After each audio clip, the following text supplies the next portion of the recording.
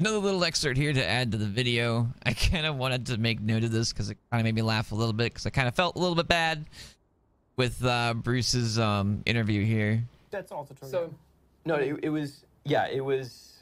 This is regarding the echo errors and wiping our characters on the PTS. The intentions were good with the skill character, and I'm glad we were able to put it on the PTS. Yeah. It's just the fact that it created an odd ecosystem to test within because everybody was running around with a dude man. Who it was actually Bruce's character that you were playing on. So on it was PTS. the appearance, and for all intents and purposes, my character from the live server imported onto the PTS. And then what I did behind the scenes is I threw as much skill haste as I could in terms of the gear, and as well as explosive damage modifiers. And the goal was not to, and this is something that I had tweeted at me, was like, hey man, your build sucks. Totally may have been the person that may have possibly contributed to, hey, this build sucks. But I didn't actually tweet it at him, so that's one thing. I'll actually throw the speed up here real quick.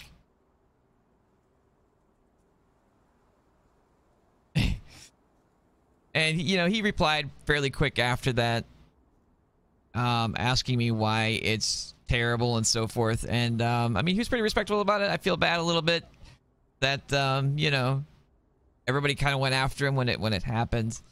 And, like I said, I mean, I wrote him a nice, long message detailing all different things that, were wrong with the build, so. But definitely shout out to Bruce for, trying to get things working the way they're supposed to and so forth, at least, so. What is going on, everybody? Another video recording here. This is of the state of the game from July 10th. This is the patch notes that we have and the changes that are being made and the stuff that wasn't included on the PTS and so forth. Needless to say, there's...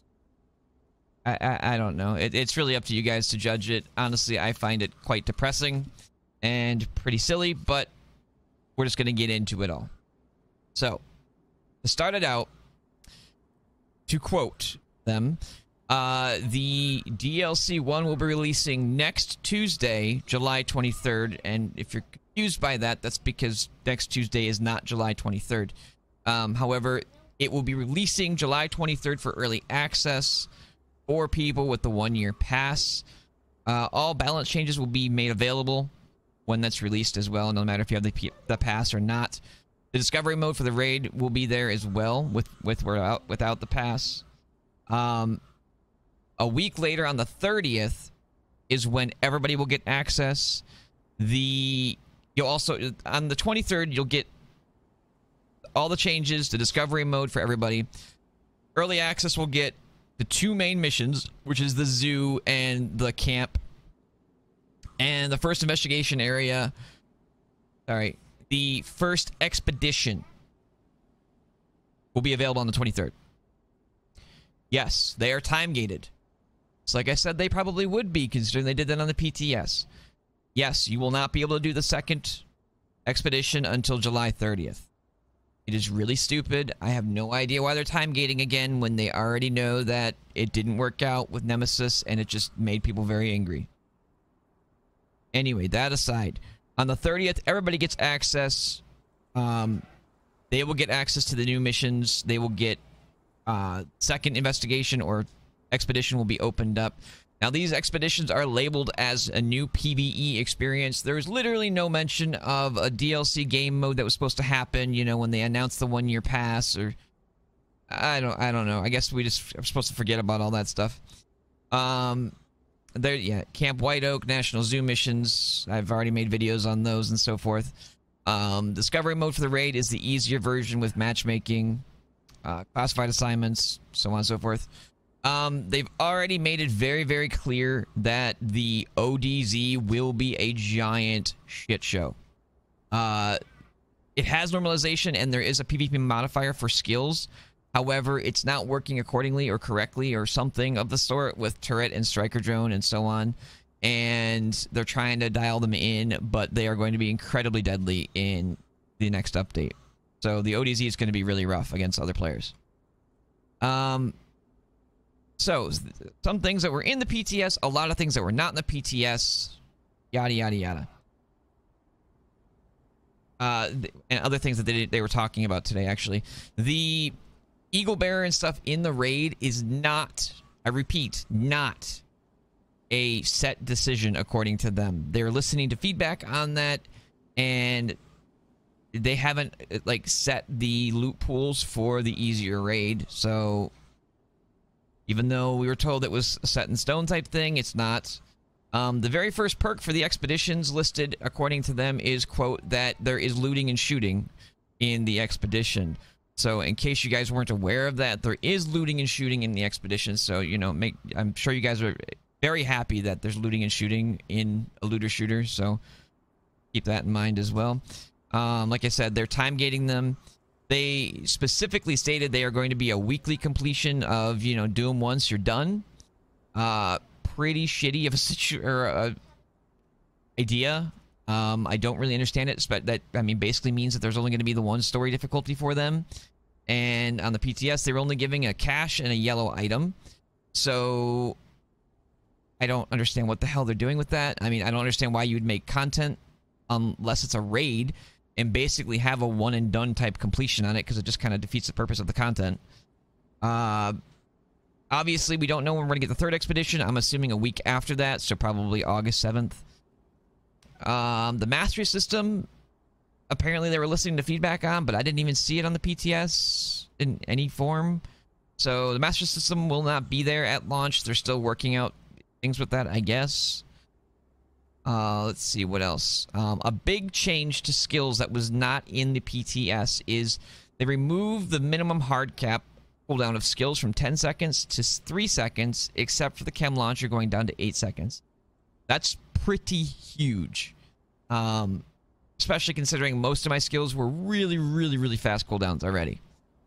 Pulse, they re-clarified again that Pulse is not a status effect.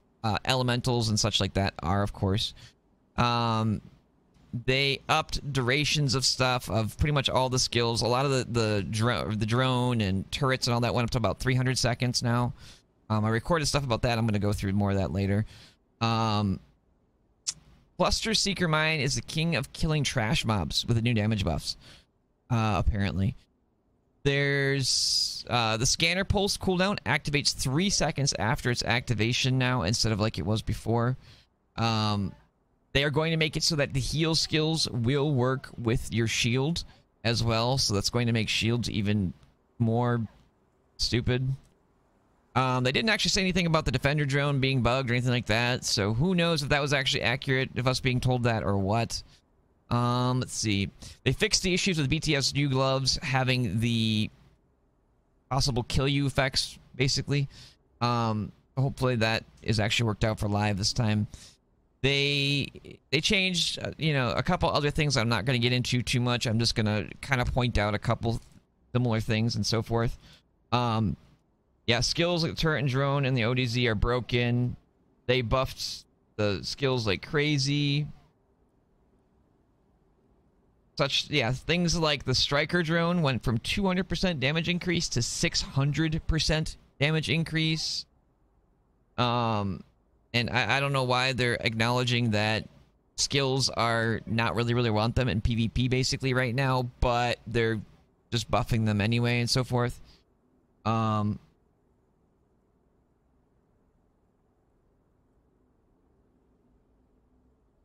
don't even remember what I wrote right there. Oh, they normalize the health of the drones and all that too. They buffed explosive seeker damage by 25%. That is supposed to be the hardest hitting skill in the game. However, as I proved on the PTS, my bomber drone was hitting for 4 million per hit. So not sure how that works, but whatever. Cluster Seeker Mine was buffed by like 42%. I'll put the notes and stuff in the description and stuff below. there's a lot of other stuff in here that, you know, you can go through. These are some of the big ones. I mean, some of these were already on the PTS, like I said. They did reduce the Firefly base blind duration from 8 to 6 seconds. However, that still literally means that you can keep somebody permanently blinded. So I'm not sure how they're going to really deal with that. They fixed a bunch of stuff with consistency and usability, I guess. Let's see. But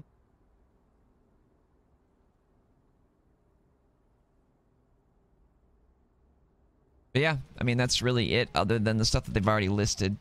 There's a lot... I don't know what they're doing, honestly. I mean, realistically, like, the biggest content that we're getting, and I do have a picture... Where is it?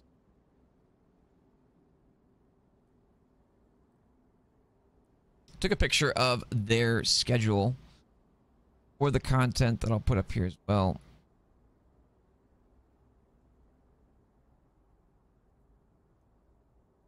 So, 2 main missions on the 23rd. The Expedition, like I said, is listed as a PvE experience. Classified assignments, Operation Dark Hours Discovery. The 2 exotics, which is Diamondback, which isn't really that great. And the BTSU gloves, which are severely strong. The new weapons, which are the Stoner LAMG, which the talent on it is completely useless and pointless and just straight out dumb. The talent on the Carbine 7 is pretty crap too. I mean, it's all right, but eh. Flashlights, I'm pretty sure it's technically supposed to be a singular thing because they're on pistols. The gear balancing, the skill builds, and the crafting. So the big thing with crafting, like I said, is the fact that you can recalibrate crafted gear. You can craft crafted gear. Exotics will be rolling at max stats. And you'll be able to share your mods with your alternate characters. I mean, those are pretty much the big changes when it comes to what we're getting for content. As far as the Zoo and White Oak, I mean, the missions take too long for what you're getting out of them. They're really well designed artistically, but that's about it. The Expedition being a new PvE experience, when I've literally went back and found the clip where they stated that we're supposed to be getting a new game mode, and I don't know what that's supposed to be other than time-gated content that's completely unrewarding in almost any form. And realistically, if that's the only way to get the Diamondback, it's going to take us 3 weeks to get it. So, I mean, there's that. I mean, we didn't actually see the classified assignments, but those usually are pretty plain. Nothing too special there, so. But yeah, I mean, I'd be interested to see what your guys' comments are on it. I'm not too thrilled about it. I expected a lot more from DLC 1. So, hopefully you like the video. If you don't, yell at me or yell at the devs, however you want to take it, and leave a comment. You hit the like button, hit the subscribe button if you can. Can't, I fully understand. Thank you for stopping by.